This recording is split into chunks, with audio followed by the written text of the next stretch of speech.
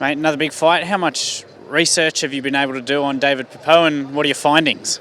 Look, it's like every fight. I watch about 2 to 3 rounds of them, see what they're about, and that's about it for me. You know, Alfie, the brains behind it all, has a game plan. He does a lot of study, and it's just up to me to execute the game plan. I'm very confident in the game plan.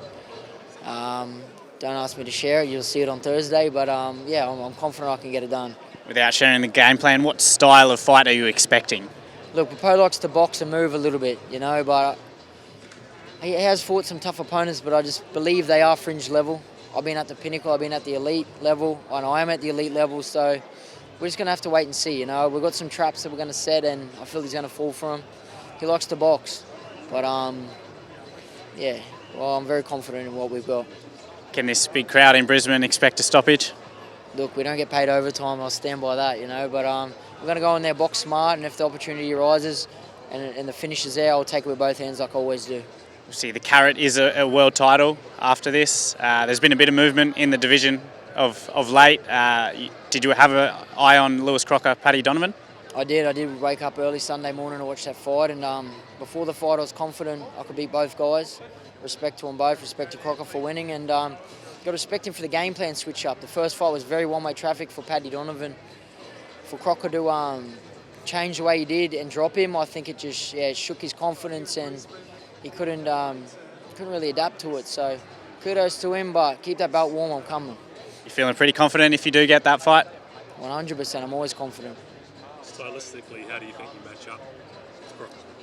I think I could beat him in every single aspect, I really do. I believe I've got the artillery to beat him.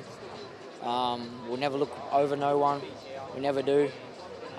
He's a champion for a reason, but I just believe I've got the tools just to blow him out of the water. What's the behind the scenes? You win on Thursday. Do your teams reach out? What's the negotiations sort of like? We just got to wait and see. You know, No Limits connections with PBC is also very close. There's a lot of champions with belts in PBC. So on paper, IBF looks like the main route, but it's any belt we want. So they know my motive is to get me in the corner of a world title as quick as possible, and I'll agree to that one. Is that later this year? If you come through this fight, no injuries kind of thing, do you want it this year? Look, I don't look too far ahead, but anything is possible. You know, I've got a tough test in Poppo. But look, anything can happen. You know, I want to get that, be world champion next year. So if that means another showdown in November, December, so be it. God willing, I get through this. No injuries. What do you make of Poppo coming down here and saying, Liam doesn't look that great, or whatever he said yesterday? Oh, like I said on the mic, so we'll see if he thinks I'm not that special after I crack him a few times. But I love the confidence. It means he's ready, and he knows we're gunning for that single spot. So it makes for a better fight. You know, he knows this is his biggest fight. They even said of his life. I feel like, with no disrespect, he's only fought fringe level opponents, and we're at the top. We've proved that time and time again. I think he's going to realise that pretty fast when we're in there, that there's levels to this, and we're at the top. You sort of feel that in that last fight in Cairns as well, busted his nose. Do you kind of feel like the fight go out of him at some point? After the third or fourth round, I've seen him retreat a little bit, and they come over very confident coming from the Robert Garcia Boxing Academy. It's one of the world-renowned gyms, and that we heard that they were very confident until they got in there after the first round. They're like, fuck, this boy can fight. So a lot of people go to overlook us, and if they've done so, that's their loss. They're going to find out the hard way. But we're very confident that we've put in the hard yards. Like I said, we've got the brains behind it. Alfie DiCarlo has got to execute the game plan like I always do, and it's going to be another good night in the office for Pyro. Have you noticed any differences now at 147? Way stronger in the gym. You know, anyone close to us, close to camp, could vouch for that too. You know, I'm not going to say too much. I'm just feeling great, and you're just going to have to see Thursday night. And just one last one. Obviously, we had 2 big fights on the weekend with Terence Crawford and Inoue both getting wins. Yeah. Can you rank pound for pound Inoue, Crawford and Usyk for me?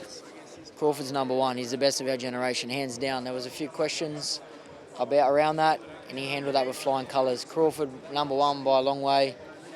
You'd have to go Usyk, then Inoue. That's my opinion. Very close, but second and third pretty close. First, country mile ahead. Terence Crawford is the GOAT. I know you're a Cowboys fan, but what do you make of the Broncos? Mate, if you looked at my tips on KO, 4 from 4, could be the NRL Houdini. No, that was unreal. What a game, you know, and that just shows footy's finals is just the hype around it, and it's awesome. Footy's finals, this big fight night here. It's the month of September just full of fireworks. So who are you tipping this weekend? Who's I don't know. You'll have to ask me soon after fight night. My mind's strictly on the fight for now.